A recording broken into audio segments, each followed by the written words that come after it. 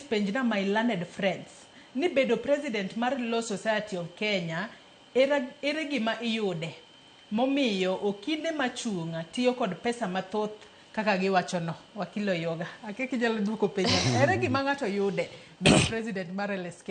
Aparo ni bedo president kata leader mora dwara ng'ama dwara bedo konyo oganda. Ok chulgi kata. Ok chulgi. Ena jogo manigi agenda madwaro konyo society. Koro jogo te gina jogo manigi agenda madwa konyowa.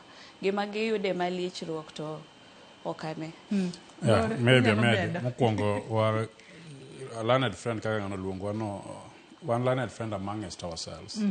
Anyalo luongo yoga ni my learned friend, not anybody else who is not a lawyer. So they are not allowed to call us.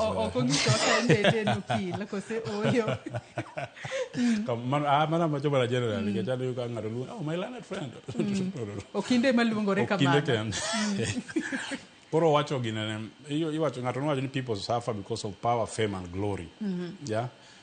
A presidents jok madhi chung sanegi nitie moseloso pesa gi man gi pesa gi gidhi kanyo nikech pesa nitie moko be madhi loso pesa ok adwa luongo nyinge jika kajonjo ka memory nyiero kecho ng'e gima wacho no maber nitie jok ma trade gi LSK LSK mi platform actually koro kiweri gi weche mag pesa go people want to ji dwano bed kata ker mineno ka ker tiyo gi pesa mang'eny mondo bed ker mar Kenya senators ngato en telo bedo gi nyadhi mar jatelo no emomiyo ji tiyo gi pesa mondo gibed kanyo kasto maybe bang'e no jogineno kaka titles jiero titles kata ng'at moro MMCA poli luongo mani honorable e gweng' kucha kata kone koro titles emomiyo ji suffer kata emomiyo ji enjoy koro emomiyo gitiyo gi pesa mondo giyud title mar bedo president mar Law Society en prestige en gima ber mar bedo president kata nabro bet tabro nyaka bi wati gi pesa koro mana kaka elections moko gi mag national county ang'o miyo ji dhi kanyo to kendo gitiyo gi pesa mang'eny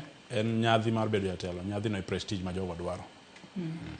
Ilero kanyo makare ahinya kalore ni wambi warito neno ni jal mane mabo bedo jatelo LSK